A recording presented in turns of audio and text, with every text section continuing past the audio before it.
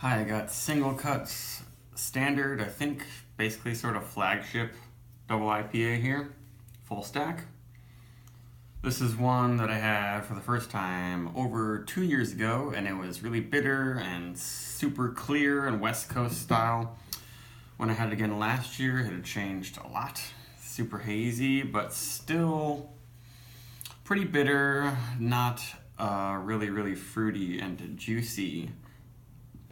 But going for the New England style, and I think that, yeah, Singlecut, basically, that's what they do with their IPAs now, even if they didn't really do it a couple years ago.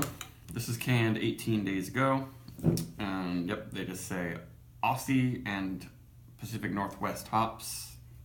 It's 8.2% alcohol, and this is not, it's been sitting in my fridge for a few days, but the top of this is not nearly as hazy as I'm used to with Singlecut beers. You can actually tell there's some clarity in there.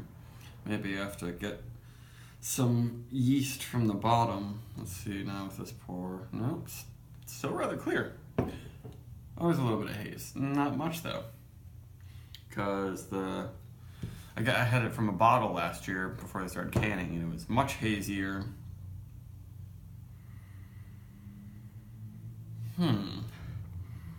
I guess there's some peachy things going on in here.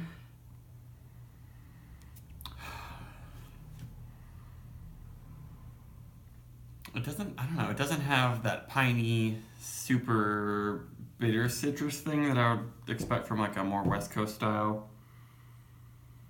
It isn't a gigantic aroma. I'm not quite sure what to expect.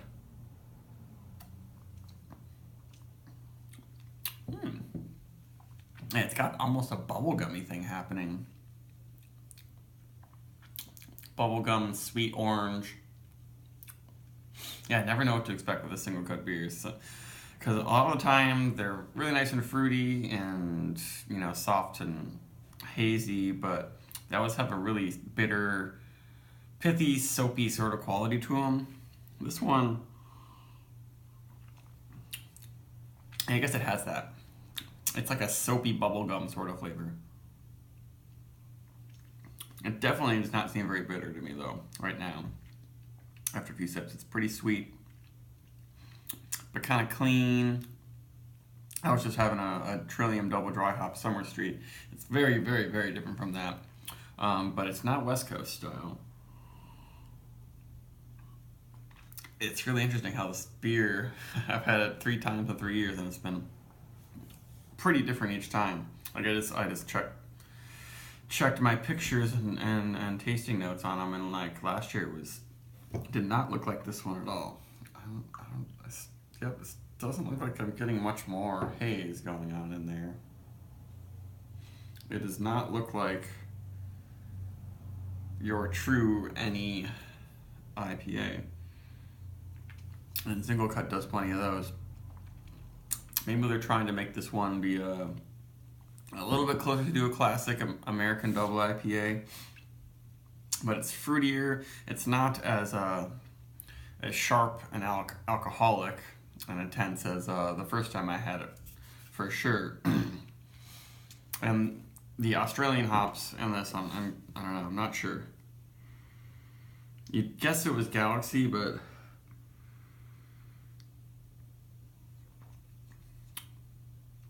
I don't know if that's what it is. It could be mostly American hops, and I'm not even sure what American hops is. It seems like it might be Centennial. It's not huge on the tropical fruits. There's a little bit of that, but it's more like mandarin orange fruit cup sweetness. It's palatable, but it's not blasting me away very much.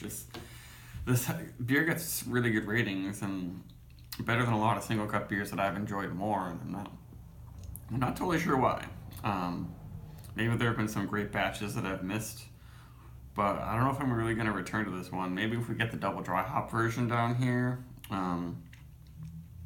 But it's just malty. It's pleasantly malty. Kind of has like a Honey Nut Cheerios type malt flavor. It has that soapy pithy thing that I get from a lot of single cut beers, but not too much. The fruitiness is not that extensive. It doesn't have an off-putting oniony, garlic, or weird dank sort of thing. It's not too menthol-y or piney.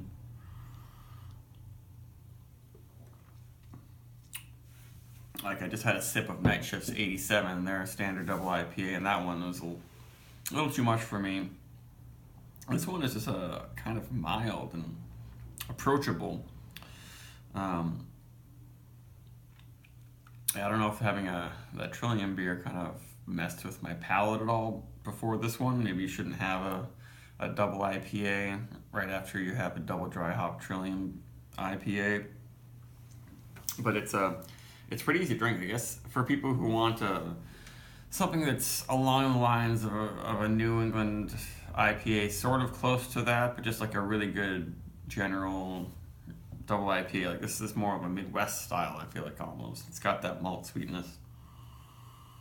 Like, it's almost more like a half-acre double IPA. Except those might be a little bit maltier. Like, it's still rather pale, but I'm getting some, not quite, like, on the edge of caramel malt flavors. But it's mostly like a